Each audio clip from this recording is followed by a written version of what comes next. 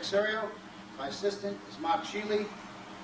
These are the Kenpo hands.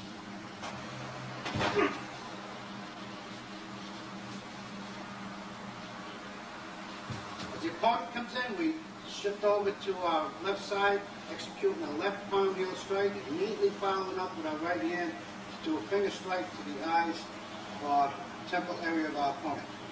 It's very important to keep the gap in your favor so that you can counter anything that your opponent may come up with.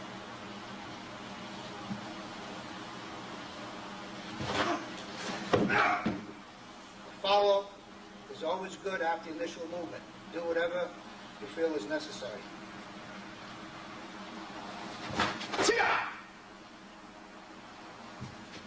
Stepping over to our left, redirecting the opponent's punch with the palm of our left hand. Immediately coming up with a forearm strike to the opponent's elbow. Keeping the circle going, we shift into our opponent's floating rib area.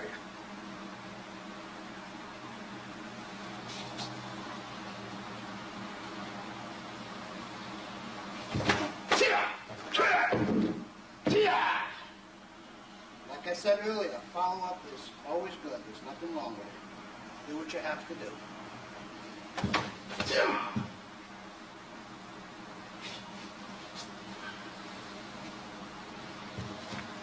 We're redirecting the punch with the palm of our left hand. Coming up, again, we strike the opponent's elbow with the forearm. Keep the circle going. A forearm strike to the throat or side of the neck of our opponent. That should take care of the situation.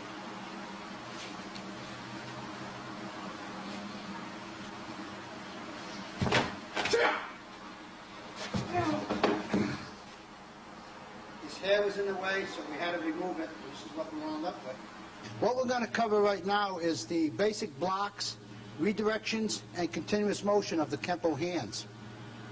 Okay? Now, everybody knows what a block is. A block is to stop something from coming at you. In basic karate or any style, any form of martial arts, this is your block. Okay? Whether it's done inside, outside, hammer fist, over their head, low punch, or downward. Those are your basic blocks. Now, what we have from the blocks, we have what we call a redirect block. Punch is coming in straight. We take the punching hand that's coming at you and we redirect it. Okay? From the redirection, we have what most people would call a block, but we call this a strike. In Kenpo, a block is a strike and a strike is a block. Okay? They both serve the same purpose. Now, to get continuous motion out of that, we're going to combine the redirection, the block, and continuous motion. Here comes a punch. We're going to redirect. We make the strike with a block, and from here we continue on with a strike to the head. Now, to keep the motion going, because we just said it calls for continuous motion. There's our elbow. Come back. There's a claw to the face, to the groin, to the throat, and back out to the face. All continuous motion. Now what that means is if you got involved into a situation, I mean a confrontation out in the street, an individual came at you with a punch, and you was able to parry it. Okay, he decides to spin around and do another punch. From here, you're still in position to stop that strike. And he wants to come back again around this side. You're still in position. This is continuous motion. Finally, we execute a strike out to the head. Okay? Now, this is continuous motion. To take the same thing against a roundhouse punch. Here comes a roundhouse punch here. Now, the force of this punch allows this to happen. Let's try that again. Bend the arm more. Bend the arm more. See? See? Now, that strike that he just did acted as a springboard. Okay, watch. We'll do this real slow. See it pushing? He's pushing my hand where? Right into his own face. So he is actually helping me to beat him. So watch again slow. From here comes a roundhouse punch. Bing, there's the punch. Or the strike to the face. Okay, we're redirecting the opponent's punch with the palm of our left hand. We're coming in with an upward forearm strike to his elbow. We slowly shuffle it in, by strike to the groin. Note that I'm up close to my opponent, so I have full control of him.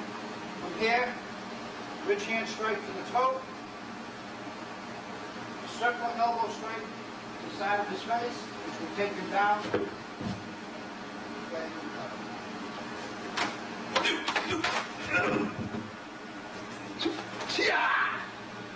Once again, we make a redirection with the palm of our left hand, slide it in to make contact. But at this point, the opponent turns around with a spinning back fist.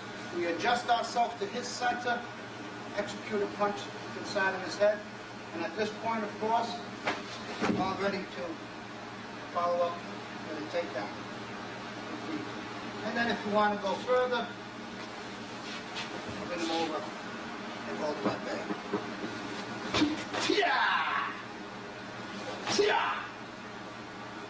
We're stepping away from the block with a normal outward block, striking to the throat. We're in good position because if the man goes to try another punch, we're right there to block, and there's our other strike. Okay, just to show you what can happen from this point. 1, 2, 3. The initial movement is the same. There's an outside block. The strike here is the same with body shifting. Rich hand strike to the side of the neck, around the carotid artery. From here, vertical thrust punch to the sternum.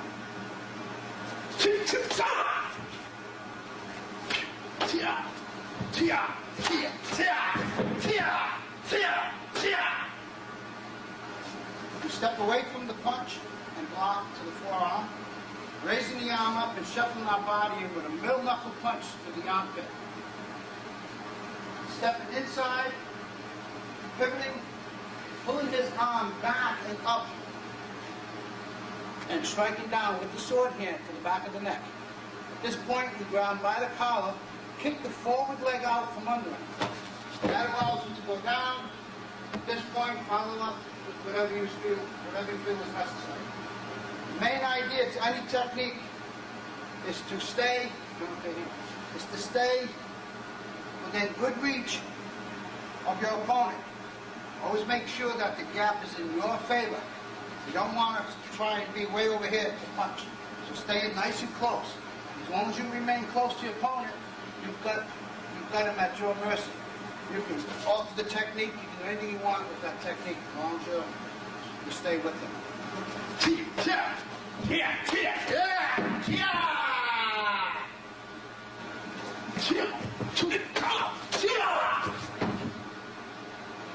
Stepping away from the initial attack, you step in with a claw to the face, check the attacking arm, spin around, secure the attacking arm while we execute a left elbow strike to the sternum or floating rib area, follow through with a hammer fist to the groin, and from there a nice, well executed kick.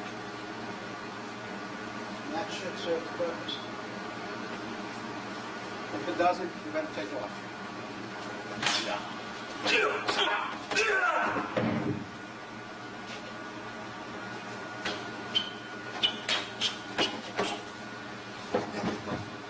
As the opponent punches, we reach out to stop his punch. At the same time, we execute a claw to the face, coming right back with a back fist to his face, circle elbow to the solar plex or sternum area, roundhouse to the face, back fist, hammer to the groin, heel kick.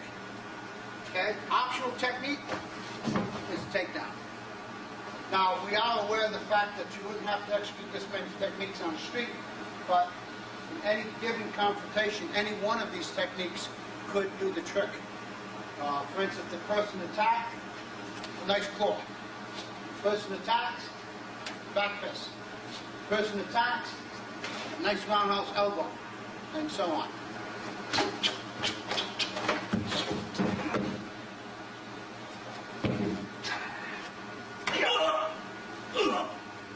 Hi.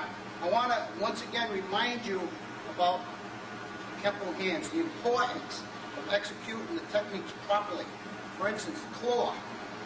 Now, people, when they hear the word claw, they think of just doing this. Okay? A proper claw is to strike with the heel of the hand and then claw. Now, once you've hit, you're inside your target. At this point, you can grab the eyes, you can grab the nose, you can grab the cheek. You've got your opponent right where you want. And if this person was really out to hurt you, you have to stop him first. Palm heel, claw, rip and claw. Ripping down, ripping across.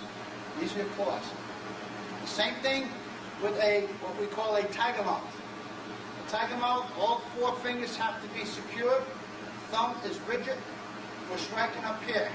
Once we make our strike, we close in. Now we grab with our fingers and our thumb. There's what you have. And there's not too much your opponent could do at this point. Okay? Again, these techniques would be applied against an opponent who was out to hurt you. Someone who had a knife or a club, or just someone who was just playing out to hurt you. So you have to protect yourself. That's why we have these techniques. The punches that we use, the punches would go to a harder part of the body. Okay? In Kenpo, our hand techniques are designed for certain parts of the body. And again, this would go to the eyes, this would go to the throat, this could go to the throat, this here can go to the throat, the tiger mouth, which I already showed you, the fist over through here, under the armpit or inside the armpit, we have a bunch of little nerves. Take the middle knuckle back and punch it, do some damage. Spear hand can do some damage there. Spear hand can also work over here to the pelvis area and again over here to the full rib area. The forearm. Now the forearm is a very, very dangerous weapon. And if you're going to use that, please make sure you really want to do some damage. The forearm can strike the side of the head and do a considerable amount of damage. We can hit the whole top of the body and we can do some damage there. Okay, we can also use a forearm strike right underneath the, right above the pelvis area. Okay, in Kenpo, the reason we say Kenpo hands because the Kenpo hands can go to any part of the body. So it's very important that you learn them properly. We step away from the first punch, and as we step away, we block. As the second punch comes, we make our strike and block together. Finalizing it with a knife hand strike to the side of the neck. Again, it's very important to stay within good distance of your opponent so that anything that he may do from this point on, you're in full control of. You're in full view of everything that he might attempt to do. You've got him in complete control.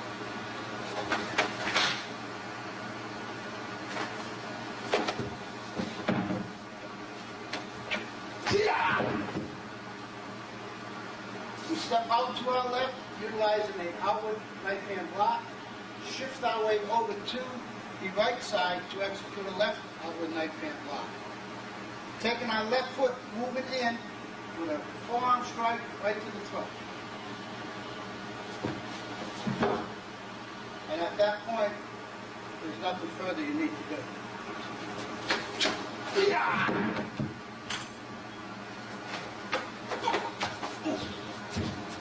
Step away out to your right with a knife hand block. Shift away for the second block. Punch the sternum, palm, and follow up with another snap punch to the face. Okay. Note that all the techniques that were executed were directly at the center of the body, and each time I utilize my hips with the punches. That gives me all the power that I need. Okay? I don't have to be, this man is bigger than me, taller than me, but with body punching is the result. If I just do that, I don't have too much. But if I do that, with the hips, we've got a lot going for us.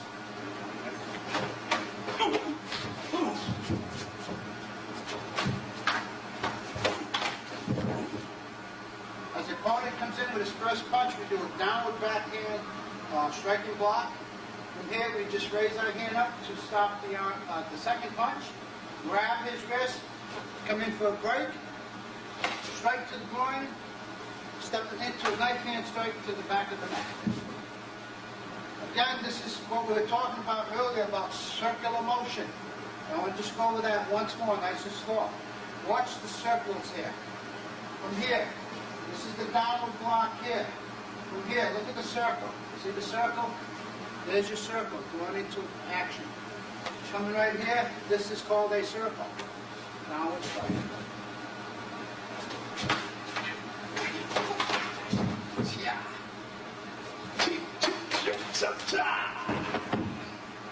As the opponent gets ready to drive a punch down to the midsection of the body, you're going to create a redirection with your left hand, strike the bicep of his arm with the back of your hands. At this point, slide in to stop his second punch. Claw down to his face, and back with a back fist to the side of his face.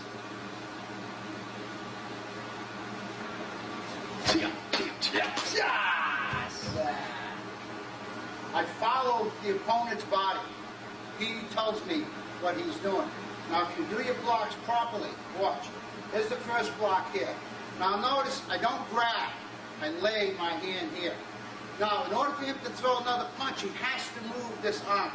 When the arm moves, it tells me he's throwing another punch.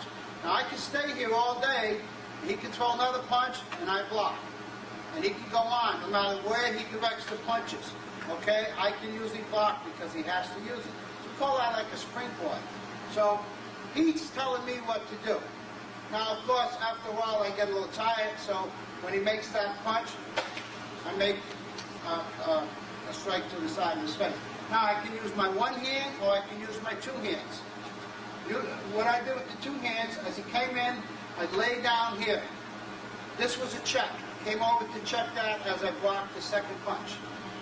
And from here, I can do anything I want. You can see he's wide open for me. I can knee him, I can kick him, I can body punch him, I can elbow him, back fist, I can do just about anything I want. On the street, if the technique is executed properly, one technique, one strike is sufficient. Why do we do 3 or 4 or 5? It's because in case one misses, we can come right back. It's like boxing. You know, you do a jab, you set up, you follow up with a body punch, you just keep going until you've got your opponent where you want him. So this is what we mean by continuous hand movements or the Kenpo hands. Right now, I would like to show you several takedowns involving Kenpo hands. So from the Kenpo hands, we're going to follow up with the actual takedowns. I'll try to do them at a slower speed, and I will also explain to you the second time around what I'm doing.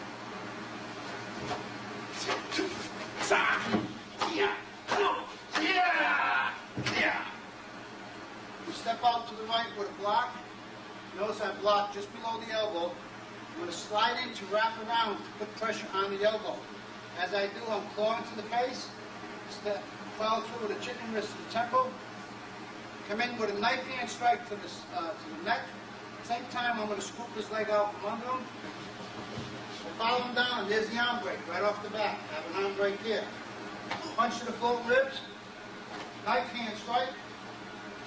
Go into another arm break just to be sure. Here, send him home.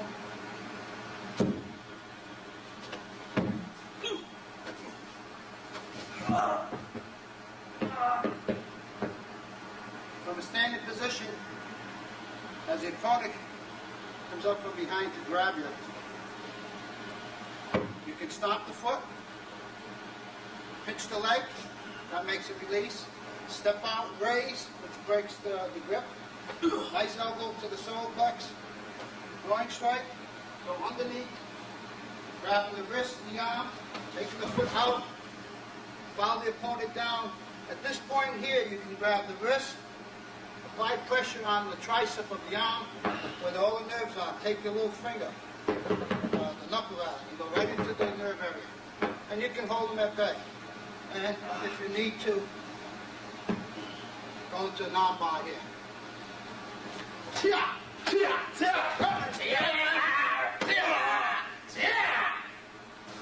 Redirection. Right arm strikes the elbow. Come right up into the throat. Bring your right foot in. Execute the throat strike again with a takedown. We claw on him as he comes down. Strike to the groin. Punch. Claw. Let me add, as far as takedowns go, now I showed mostly outside takedowns. Reason being, they're easier to execute and they're not too dangerous. But later on, hopefully in the future, maybe we'll show you more intricate type takedowns, such as from the inside. And I'll just give you a little idea of what I'm talking about. As the opponent comes in with a roundhouse punch, stepping in with the right foot, okay, I'm going to block. I take the leg out from here. Now you can see what can happen here.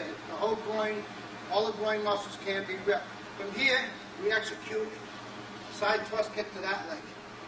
Now that's just a little idea as to what type of takedowns go along with the Kenpo hands. Well, I hope you enjoyed our first tape on Nick Cerio's Kenpo hands. What we showed you in this tape was a few self-defense techniques against straight punches using the outside of our opponent's body. We then went to a second series using the inside of the body against a roundhouse punch. And then we went into double punches utilizing right, left, left, right. And I also tried to give you a little insight on takedowns. Now, these were mostly basic type Nick Cerio Kenpo hand techniques. I hope in the future, this depends on you, the viewer, if you liked our tape, please let us know about it, and hopefully in the future we will have some more tapes on Nick Cerio's Kenpo hands. Thank you very much.